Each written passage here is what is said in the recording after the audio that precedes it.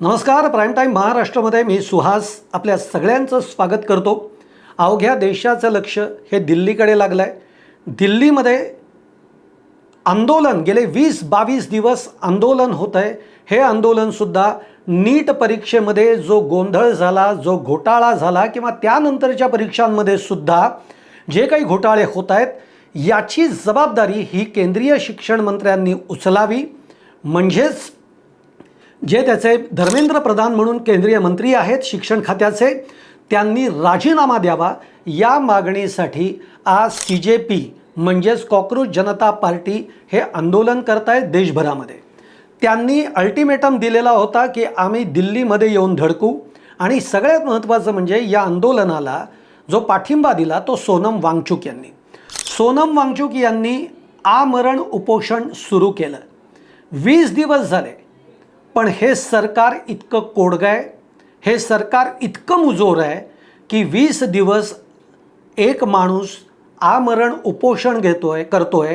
तो अन्नाचा कण खात नाही आहे. त्याची प्रकृती ही दिवसेंदिवस खालावती आहे. 9 किलोनी त्यांचं वजन कमी झालं तरीही सरकारकडून ना कोणी प्रतिनिधी जातोय, ना खासदार कोणी जातोय, ना सरकार पातळीवर कोणी त्याची दखल घेत आहे. इतकं हे सरकार मुजोर झालं आहे. कारण सरकारला हे माहिती आहे की आम्ही या आंदोलनाकडे जरी दुर्लक्ष केलं, हे आंदोलन मोडीत काढलं तरी आमचं कोण वाकडं करणार आहे. निवडणुकांमध्ये कसं निवडून यायचं हे आता आम्हाला चांगलं समजलं आहे.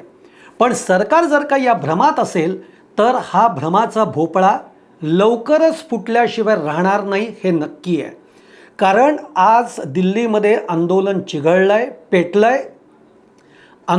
जे शांततेच्या मार्गाने आंदोलन करतायत त्या आंदोलकांवर आज पोलिसांनी लाठीचार्ज केला आहे, अश्रुधुरांचा वापर केला आहे. का केला तर ही सगळी मंडळी शांततेच्या मार्गाने संसदेकडे जायला निघाली म्हणून त्यांना अडवण्यात आलं आणि त्यांच्यावर लाठीचार्ज करण्यात आला. 2 दिवसापूर्वी सोनम वांगचुक यांचा उपोषणाचा 20वा दिवस असतानाच त्यांना उचलून सफदरजंग हॉस्पिटलमध्ये दाखल केलं. आता म्हणजे एक प्रकारे हे आंदोलन मोडीत काढण्याचा प्रयत्न सरकारने केला. दुसरीकडे हे आंदोलन सुरू ठेवण्यासाठी अभिजित दिपके जे आहेत त्यांनी पुढे हे आंदोलन कंटिन्यू राहणार हे जाहीर केलं आणि ते उपोषणाला बसले. सरकारला वाटलं होतं की आंदोलन मोडीत निघेल. सोनम वांगचुक यांना हॉस्पिटलमध्ये दाखल केलं प्रकृतीच्या कारणासाठी. कारण तसं सुप्रीम कोर्टाने आदेश दिले की त्यांची प्रकृती महत्त्वाची आहे, त्यांच्या प्रकृतीकडे लक्ष द्या. लक्ष द्या म्हणजे तुम्हाला तिथे वैद्यकीय मदत पाठवून लक्ष देता आलं असतं, पण त्यांचं उपोषण थांबवण्याचा कोणताही नैतिक अधिकार हा सरकारकडे नसताना त्यांना हॉस्पिटलमध्ये एक प्रकारे डांबलं असंच म्हणायला पाहिजे. आज सोनम वांगचुक हे हॉस्पिटलमध्ये आहेत. आज संसदेचं पावसाळी अधिवेशन सुरू होतं आहे. या अधिवेशनामध्ये धर्मेंद्र प्रधान यांचा राजीनामा घ्या अशा पद्धतीची मागणी ही या आंदोलकांची आहे. अशा वेळेला सोनम वांगचुक यांच्या पत्नी ज्या काही महत्त्वाच्या मुद्दे मांडतायत ते महत्त्वाचे मुद्दे मी आज तुमच्यासमोर सांगणार आहे. फार महत्त्वाचं बोलले आहेत सोनम वांगचुक यांच्या पत्नी गीतांजली काय म्हणतात की 20 दिवस त्यांच्या आंदोलनाला झाले होते, आमरण उपोषणाला. ते अन्नाचा एक कणही त्यांच्याकडे नव्हता, त्यांची प्रकृती खालावत होती, हे अगदी बरोबर आहे. पण सोनम वांगचुक यांना अशा पद्धतीचं आंदोलन करण्याची सवय आहे. लडाखच्या न्याय हक्कासाठी सोनम वांगचुक यांनी 35 दिवसाचं आंदोलन केलेलं आहे.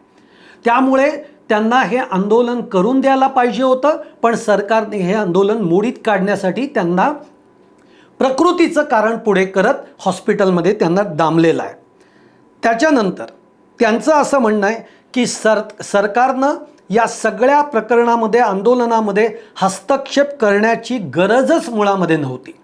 पण तरी कारण हे सनदशीर मार्गाने, शांततेच्या मार्गाने आणि जो लोकशाहीने अधिकार दिलेला आहे आंदोलन करण्याचा त्या मार्गाने हे आंदोलन सुरू होतं. मग सरकारला तुम्ही चर्चा करण्यासाठी जर एकही माणूस तिथं येऊ शकत नाही आहे तर अशा पद्धतीने सोनम वांगचुक यांना उचलून हस्तक्षेप करण्याचा सरकारला कोणताही अधिकार नाही असं गीतांजली म्हणतात. तिसरी महत्त्वाची गोष्ट, त्यांना हॉस्पिटलाइज केलं आहे, हो केलं आहे, पण त्यांचा जो फॅमिली फिजिशियन आहे, म्हणजे आपण ज्याला म्हणतो फॅमिली डॉक्टर, त्या डॉक्टरांना सुद्धा त्या हॉस्पिटलमध्ये जाऊ दिलं जात नाही आहे. का दिलं जात नाही आहे? त्यांना सोनम वांगचुक यांची प्रकृती बघू दिली जात नाही आहे. का दिली? म्हणजे इथे संशयाला कारणं आहेत. सरकार असं का करत आहे? सरकारला नेमकं काय करायचं आहे? उद्या त्यांच्या जीवाला जर बरं वाईट झालं तर याची जबाबदारी कोण घेणार आहे?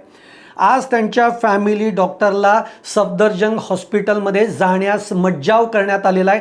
तो का करण्यात आलेला आहे याचं उत्तर सरकारने द्यायला पाहिजे, असं गीतांजलींनी म्हटलं आहे. चौथी गोष्ट त्यांनी मांडली आहे की त्या म्हणतात की सफदरजंग हॉस्पिटलमधनं त्यांना काढावं आणि दुसऱ्या हॉस्पिटलमध्ये भरती करावं. का असं त्या म्हणतात? का तर तिथे व्यवस्थित ट्रीटमेंट होत नाही आहे का? किंवा त्यांना चिंता वाटते आहे का त्या हॉस्पिटलमध्ये ते राहिले तर त्यांना काही धोका उत्पन्न होऊ शकतो? जर त्यांच्या पत्नींना तसं वाटत असेल तर दुसऱ्या हॉस्पिटलमध्ये ॲडमिट करणं किंवा त्या म्हणतील त्या हॉस्पिटलमध्ये घेऊन जाणं हे सरकारचं काम आहे, पण तसंही होत नाही आहे. सगळ्यात महत्त्वाचं त्यांनी असं म्हटलं आहे, कारण त्यांचं आणि सोनम वांगचुक यांचं बोलणं झालेलं आहे. त्या असं म्हणत आहेत की या पावसाळी अधिवेशनाच्या पहिल्या दिवशी जर का सरकारने जो घोटाळा आज नीट परीक्षेच्या मध्ये झालेला आहे त्या संबंधितांवर कडक कारवाईचं आश्वासन आणि शिक्षण मंत्री धर्मेंद्र प्रधान यांचा राजीनामा घेण्याचं आश्वासन जर का सरकारनं दिलं तर हे आंदोलन सोनम वांगचुक हे मागे घ्यायला तयार आहेत, हे त्यांनी आज सांगितलेलं आहे.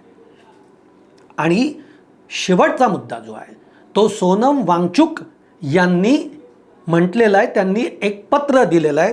ते पत्र सरकारला दिलेलं आहे, ते पत्र त्यांनी हॉस्पिटलला दिलेलं आहे. सोनम वांगचुक असं म्हणतात की मला हॉस्पिटलमध्ये ठेवण्यापेक्षा मला त्या मोर्चामध्ये जायचं आहे, मला त्या आंदोलनात सामील व्हायचं आहे, मला आज विद्यार्थ्यांच्या प्रश्नासाठी लढायचं आहे आणि त्यासाठी मला जे हॉस्पिटलमध्ये तुम्ही डांबून ठेवलेलं आहे इथनं माझी सुटका करा आणि मला मोर्चामध्ये सहभागी होऊ द्या. या आशयाचं पत्र सोनम वांगचुक यांनी त्या सफदरजंग हॉस्पिटललाही दिलं आहे आणि सरकारलाही दिलं आहे. यातलं काहीही होणार नाही आहे, कारण सरकार इतकं कोडगं बनलेलं आहे. एक तर मुळामध्ये 20 दिवसामध्ये सरकारचा एकही माणूस तिथे फिरकला नाही. सरकारला त्याची गरज वाटत नाही आहे. सरकार फक्त आपली बिल जे आणायचे आहेत डिलिमिटेशनचं, महिला आरक्षणाचं, वन नेशन वन इलेक्शनचं, ही कशी संमत होतील याकडे सरकारचं लक्ष आहे. पण आज दिल्लीमध्ये विद्यार्थ्यांचा प्रश्न घेऊन जे CJP आंदोलन करत आहे, सोनम वांगचुक आंदोलन करत आहेत, त्याच्याकडे सपशेल सरकारने पाठ फिरवली आहे. काय व्हायचं ते होऊ द्यात अशी एक ज्याला म्हणतो आपण की कोडगी भूमिका ही सरकारने घेतलेली आहे. पण सरकारला येणाऱ्या काळामध्ये याची किंमत ही चुकवावी लागणार आहे, कारण आज जे शांततेच्या मार्गाने आंदोलन करत आहेत त्याच्यावर पोलिसांनी अश्रुधुराचा वापर केला आहे, लाठीचार्ज केलेला आहे. आणि हे जर का सरकारच्या दृष्टीनं बघितलं तर हे योग्य चाललेलं नाही. आज सरकार कितीही मस्तवाल झालेलं असलं तरीही याची किंमत सरकारला निश्चित चुकवावी लागेल. तुम्हाला काय वाटतंय? तुम्ही सुद्धा जरूर व्यक्त व्हा आणि आपल्या कमेंट बॉक्समध्ये तुमच्या देखील कमेंट्स ज्या आहेत त्या कमेंट बॉक्समध्ये टाका. तुम्हाला माझा व्हिडिओ आवडला असेल तर लाईक करा, शेअर करा आणि चॅनल सबस्क्राईब करायला विसरू नका. धन्यवाद.